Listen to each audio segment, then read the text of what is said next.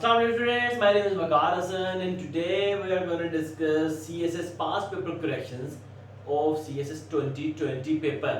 जी इस लेक्चर में आपको मैं ना सिर्फ करेक्शंस करवाऊंगा बल्कि साथ साथ आपको रूल्स भी बताऊंगा कि कौन सा रूल अप्लाई हुआ है सेंटेंस को करेक्ट करने वक्त। तो सब्सक्राइब कर लें क्योंकि मेरी कोशिश है कि मैं अब सारे जो पास्ट पेपर्स हैं उनकी करेक्शन आपसे मैं शेयर करता रहूँ। तो स्टार्ट करते हैं जी। करेक्शन पहला सेंटेंस है I won him in the race. अब इसमें एक चीज याद रखें, वॉन जो होता है ये you can not place it between two people, ठीक है, दो लोगों में नहीं रख सकते आप इसको। It's the declaration of the victory, victory की डेक्लेरेशन होती है, तो आप दो लोगों के दरमियान वॉन नहीं रख सकते। इसके बाद प्रपोजिशन लाजमी आएगी, ठीक है। तो इसको कनेक्ट करने के लिए आप लगा सकते हैं I won against him, I won against him in the race। तो या तो आप इसके ऊपर preposition लगा दें क्योंकि दो लोगों के दरमियान नहीं आ सकता, डेक्लेरेशन है विक्ट्री का, तो दो लोगों के दरमियान रिप्लेस नहीं कर सकते। या preposition लगा दें या आप ये कर दें I beat him in the race, I beat him in the race भी ठीक है, लेकिन मैं आपको सजेस्ट करूंगा preposition लगा दें ताकि करेक्शन मिनिमम करनी चाहिए आपको सीएसएस के पेपर्स में, ठीक है। ये तो पहली करेक्शन होगी। दूसरी है जी, he said that I am playing chess। अगर आपने डायरेक्ट इनडायरेक्ट के रूल्स पढ़े हुए हैं तो आप समझ गए होंगे करेक्शन क्या है। गेस करें क्या हो सकता है इसमें। आप ये देखो कि ये जो आई एम प्लेइंग चेस है, या तो आप इसको कॉमर्स के अंदर लिखते हैं, उसके एग्जैक्ट वर्ड आप कोड कर रहे हो, या फिर आपने जब इसको चेंज कर दिया डायरेक्ट के रूल्स के मुताबिक तो फिर यहाँ पे ही आना चाहिए था, क्योंकि अब आप बता रहे हो उसकी बात, he was playing chess। तो ये करेक्शन ये थी कि आपने आई की जगह ही लगाना था और टेंस भी चेंज करना था डायरेक्ट इनडायरेक्ट के रूल्स के मुताबिक। तो जब आपने डायरेक्ट के रूल्स अप्लाई किए तो आपको ये उसके जो एग्जैक्ट वर्ड्स थे आई एम प्लेइंग चेस इनको रिप्लेस करना था और आपको फिर ही लगाना था, क्योंकि आप बता रहे हैं उसकी बात, he was playing chess। तो ये डायरेक्ट के रूल्स जिसने भी पढ़े हुए हैं उसके लिए बड़ा आसान है समझना कि आपको ये रूल्स के मुताबिक से चेंज करना था। या फिर इसकी दूसरी पोजीशन ये थी कि आप ये डैट हटा दें या कॉमा लगाएं और इनको आप इन्वर्टेड कॉमास में लिख दें, वो भी ठीक था। फिर आप एग्जैक्ट वर्ड्स कोटेशन मार्क में लिख दें, वो भी ठीक था, ये भी ठीक है। तो लेकिन ये क्योंकि उन्होंने कन्वर्ट करके दिया है, बेहतर है कि आप कन्वर्ट हुए को ठीक करो, ठीक है। तीसरा है unless you do not try you will never succeed. ये बड़ा इंटरेस्टिंग है क्योंकि यहाँ पे बच्चे समझते हैं, बच्चे जो कि उनकी ग्रामर की बेसिक्स नहीं होती, अच्छी ज़बरदस्त फाउंडेशन नहीं होती, तो वो समझते हैं कि ये नेवर और अनलेस जो से हैं ये डबल नेगेटिव आ रहे हैं। ऐसा नहीं है। डू नॉट जो से है unless you do not try, ये एक कंडीशनल सेंटेंस बन रहा है, unless you do not try, ये भी नेगेटिव ये भी नेगेटिव, तो डबल नेगेटिव हो गया। आप यहाँ पे इसको काट दो, अनलेस यू ट्राई। अब ये कंडीशनल है, कंडीशन है कि अनलेस यू ट्राई, ये कंडीशनल सेंटेंस है, समझे इस बात को। अनलेस जो से है वो कंडीशन शो कर रही है, ठीक है। तो कंडीशन के बाद आपको डू नॉट लिखने की जरूरत नहीं है क्योंकि कंडीशन खुद ही शो कर रही है कि जब तक आप ट्राई नहीं करेंगे।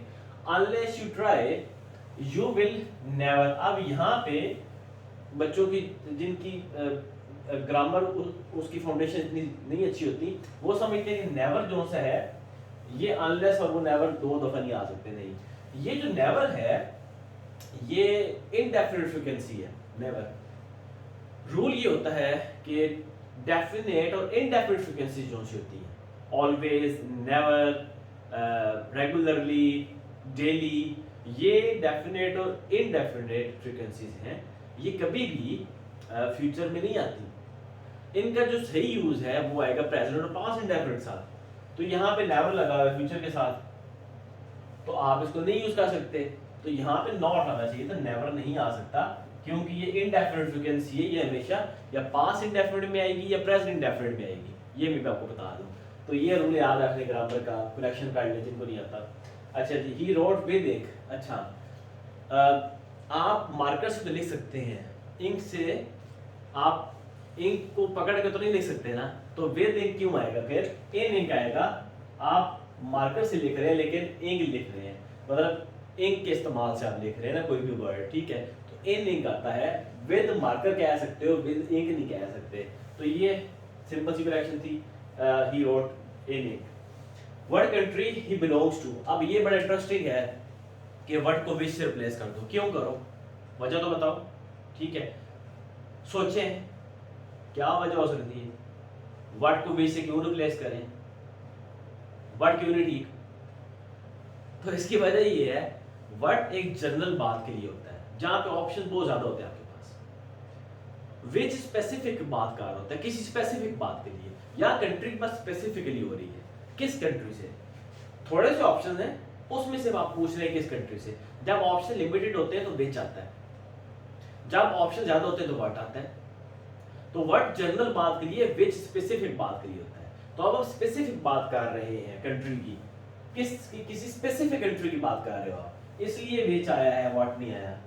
और बाकी what country does he belong to, बाकी क्वेश्चन बड़ी सिंपल है। तो व्हाट और विच का यूज भी समझ लें, जिन बच्चों को इसमें कंफ्यूजन होती है कि व्हाट और विच में हमने विच क्यों लगा दिया।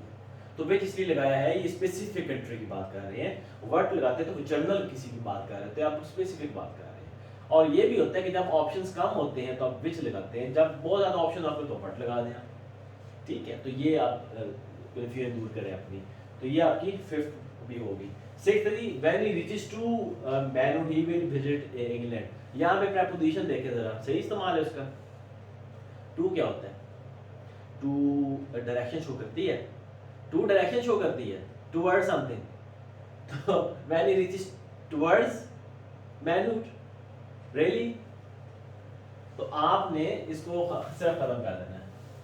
व्हेन ही रीचेस मैनहुड, ये कंडीशनल है, व्हेन वाला सेंटेंस कंडीशनल है। When he reaches manhood comma he will visit England, तो वो दूसरा इंडिपेंडेंट है, ही विल विजिट इंग्लैंड, ये कंडीशनल है। तो टू की जरूरत नहीं थी, डायरेक्शन शो करने की जरूरत नहीं आपको, मैनहुड की डायरेक्शन शो करने की जरूरत नहीं आपको मैनहुड की तरफ। ठीक है, तो ये जरूरत नहीं थी आपको। द न्यू सेशन का मैसेज फ्रॉम February 1st 2020 जी। फिर प्रेपोजिशंस का मसला। फ्रॉम पता है क्या होता है, फ्रॉम डिपार्चर शो करता है, फ्रॉम डिपार्चर शो करता है। डिपार्चर तो नहीं बताना चाह रहे आप यहाँ पे, और क्या करता है फ्रॉम, फ्रॉम डायरेक्शन शो करता है, ऑपोजिट डायरेक्शन। ये डायरेक्शन भी नहीं शो करना चाह रहे आप, तो फ्रॉम का इस्तेमाल ठीक नहीं है। तो फिर ये ऑन आएगा, ऑन February 1st। इसमें ऐड भी बात का आ जाता है, अगर स्पेसिफिक टाइम की बात कर रहे हो ऑन और ऐड आ सकता है, लेकिन ऐड आएगा जब कोई स्पेसिफिक टाइम। ठीक है, at the start of the month, फिर ठीक है।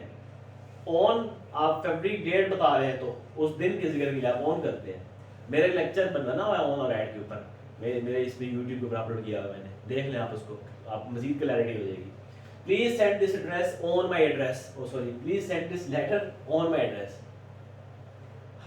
आपके एड्रेस के ऊपर तो नहीं भेज सकते। आपके लेटर और एड्रेस का क्या ताल्लुक है डायरेक्शन का। आप कह रहे हैं डायरेक्शन शो कर रहे हैं कि मेरे एड्रेस पे भेजें, तो आप टू लगाएंगे भाई। Please send this letter to my address, towards in other sense, आप बताना चाह रहे हैं कि मेरे एड्रेस पर भेज दें। तो ऑन नहीं आएगा। ऑन की कंडीशन एक और बता दूं, ये किसी एक फिक्स आप चीज आप कह लें कि इसमें कंडीशन ये भी होती है, फिजिकल कांटेक्ट कंडीशन होती है बाज़ का कुछ जगहों पे, जिसे आप कहते हैं put the glass on the table. ठीक है, तो ऑन कभी डायरेक्शन के लिए नहीं आता। जिस तरह ऊपर फ्रॉम था वो डायरेक्शन के लिए है, टू डायरेक्शन के लिए है, इसीलिए वहां पे ऑन लगाया है, यहाँ पे टू लगाया है, क्योंकि यहाँ डायरेक्शन की बात थी, वहां डायरेक्शन की बात नहीं थी, वहां स्पेसिफिक टाइम की बात थी। तो ये टू और फ्रॉम जो सी है ये डायरेक्शन के लिए होती हैं प्रेपोजिशंस। और yes, from also shows departure. तो ये आपको प्रेपोजिशन का यूज था कि टू लगाएं डायरेक्शन के लिए, ऑन लगाएं स्पेसिफिक डे मेंशन करने के लिए, और फ्रॉम डिपार्चर के लिए होते इसलिए नहीं लगा सकते। तो ये रूल्स थे आपके, बड़े सिंपल रूल्स हैं, फिर बता दिए मैंने। इसके बाद आप वार्म को डेकोरेशन होती है विक्ट्री का, तो आप उसमें दो लोगों के दरमियान से प्लेस नहीं कर सकते। अनलेस के बाद डू नॉट लगाने की जरूरत ही नहीं है, आपने अनलेस कह दिया है। नेवर आप बिल के साथ नहीं लगा सकते। इन इंक होता है, विच कंट्री के मैंने बताया स्पेसिफिक की बात की आपने। रीचेस के बाद टू लगाने की जरूरत नहीं है। और यहाँ पे फ्रॉम और नीचे जो है ऑन, उसको मैंने समझा दिया कि फ्रॉम डायरेक्शन शो करता है डिपार्चर, तो आपको वहाँ पे या लग ही नहीं सकता। इसी तरीके से यहाँ पे ऑन की जगह डायरेक्शन आपको शो करी थी, टू लगा। तो रूल समझें, करेक्शन करें, मार्क्स लें। रूल्स के बगैर कुछ करेंगे तो कुछ नहीं मिलेगा। देखते रहें, सब्सक्राइब करें, क्योंकि मैं सारे पेपर शेयर करूँगा इंशाल्लाह, और शेयर ज़रूर करें। Thank you so much.